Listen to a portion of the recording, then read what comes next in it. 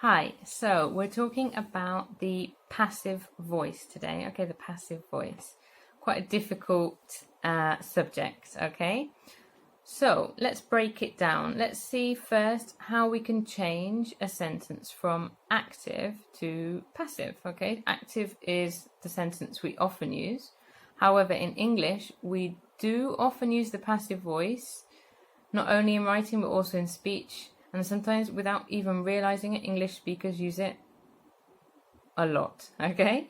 So let's have a look first at a couple of examples. So if we had, for example, the sentence below, the students planted some trees in the park. Okay, so let's think. What's the subject of this sentence? The students planted some trees in the park. So it's the students, okay? And we've then got the verb planted, and we've got the object, the trees, okay? Now, what if we wanted to make the sentence passive? Well, we would have to change the order of the object, subject, and verb, okay? So we need to put the focus on the object, and the object will become the subject of our sentence. So we will begin, some trees. Okay, some trees. Then we need to take the verb to be. We need to make it agree with our new subject and the tense we are writing in. So trees is obviously plural, so we need were because we're talking the past tense. So some trees were planted. Okay, we're using the past participle, the PP as I like to call it. So, some trees were planted in the park. You can add the students if you want, but it's not necessary if you don't want to. But if we're going to add the students, then we need the preposition by. Okay, so some trees were planted in the park by students. Okay, and we've now changed our active sentence to a passive sentence. Okay, so when do we use the passive voice and when do we see the passive voice? Well, let's think. There's quite a few things that we see in everyday life that are passive sentences and we don't even think about it. What, for example, you might see in a shop window abroad, they might say in the local language, so we're going to take Spanish here again, we might say, hablamos español aquí, yeah, we speak Spanish here. However, it would be more natural to put the sign in English to say English is spoken here. Okay, so it's already a passive sentence. You could also say, the girl was born in 1998. Okay, the girl was born in 1998. It's already a passive sentence. We wouldn't make that an active sentence. Yeah, she was born of no, it just doesn't make sense. Okay, so she was born in 1988. There you have a passive sentence that you've used right from the beginning in English.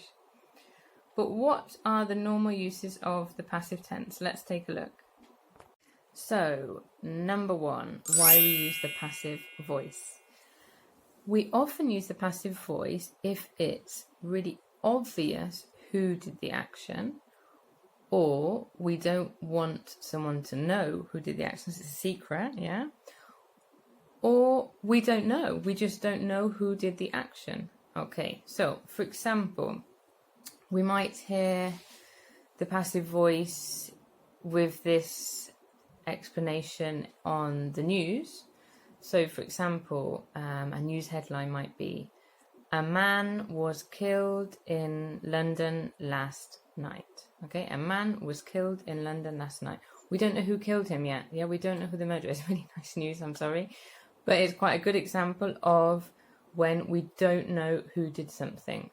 We could use a nicer example. Okay, so the house was built in 1887. We don't know who built the house.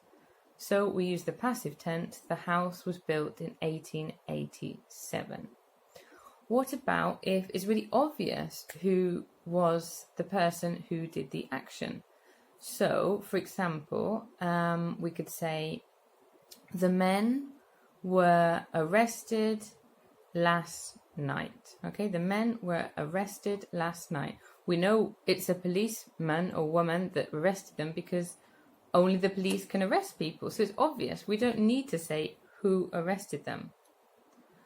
Okay, so that is the use of the passive voice number 1. Okay, so number 2. We often use the passive voice if we want to change the focus of the sentence. So what do I mean by that, the focus of the sentence? Well, what I mean is we might want to make something more important than something else. In this case, we would want to make the object more important than the original subject. So, for example, we could take Edvard Munch painted the scream. Okay, so that's active. The focus is on Edvard Munch. But if we wanted to put the focus on the painting, we would change it to the passive voice. So we would say, the scream was painted by Edvard Munch. The scream was painted by Edvard Munch. So then the focus is on the painting again. Let's see another example. We could say, the fireworks scared the rabbit. Okay, the fireworks scared the rabbit. But if we want to put the focus on the rabbit, we could say, the rabbit was scared by the fireworks. Okay, so we've just shifted the focus of the sentence round, and that's another way that we use the passive voice. So number 3. Okay, number 3. We often use the passive voice in scientific, legal, or academic writings, okay?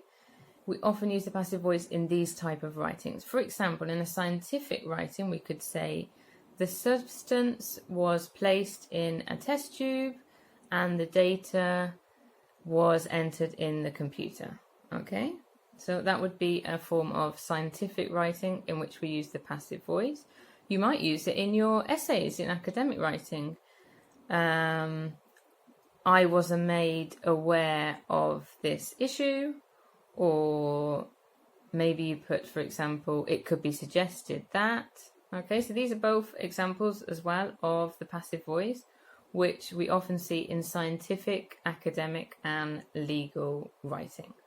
Okay, let's look at some more examples of how to change an active sentence to a passive sentence. So we could say in the active, the class is reading the book. Okay, the class is reading the book. Now, if we want to make that passive, obviously we have to take the book, which was the object, and change it to the subject to the start. So the book, we begin with the book, is reading. So what tense is that? It's the present progressive tense, yeah, or the gerund. So we take is being, yeah, so the verb to be in the present progressive is being. We add the past participle of reading, which is read, and then we add the end, which is now our new object, the class. So the book is being read by the class, okay? So another example we could say is, Paul painted the whole house. Paul painted the whole house. Active, okay? So again, we look, Paul painted the whole house. There, Paul is the subject and the house is the object. So changing to passive, we take the house, the object, make it the subject. So it begins, the house. Painted, what tense is painted in? The past tense, yeah, the past simple. So the past simple of to be was. To paint with the past participle is painted. It's the same, so it's regular. So the house was painted, or the whole house was painted. And we can add, if we like, the person who did the action, which was Paul, and we'd add the preposition by again. So the whole house was painted by Paul. But we can leave it out. It's not necessary if we don't want to, okay, in the passive voice. And the last example would be, the examiner gives the instructions to the students. Okay, the examiner gives the instructions to the students. So the instructions is the object. We're going to change it and we make it to the subject. Okay, so the instructions given, so that's in the past tense, so past tense of to be with plural. Instructions were, okay, so the instructions were to give, past participle, given. The instructions were given to the students. Okay, the instructions were given to the students, and again, if we wanted to add who gave the instructions, but it's quite obvious. Okay, but if we wanted to, we could add it, and we'd have the preposition by the examiner. The instructions were given to the students by the examiner. Okay, so there are a lot of tenses we can use for the passive tense, but let's just think of ones that we can't use with the passive. That's right, you've seen we can't use the passive voice with the present perfect continuous, the past perfect continuous, the future perfect continuous, and the future continuous tenses. Okay, so they can't be changed to the passive voice. The other thing that we can't use with the passive voice are intransitive verbs. Intransitive verbs. What's intransitive verbs? Well, they are verbs that cannot take an object. Okay, so for example, you could have laugh. The children laughed at the boy. Okay, so we haven't got a direct object afterwards. We have to have a preposition in between, so they don't take an object. We could have clap, the audience clapped at the play, but we couldn't say the play was clapped at by the audience. It just sounds really strange. It doesn't work. Okay, so with intransitive verbs, you cannot use the passive voice. Some other examples could be belong to, or has, or lack, or resemble. They often describe states. So all of these intransitive verbs cannot be used with the passive tense. Okay, so I hope with all the examples and the explanations that's made it a little bit easier to understand the passive voice. Thank you.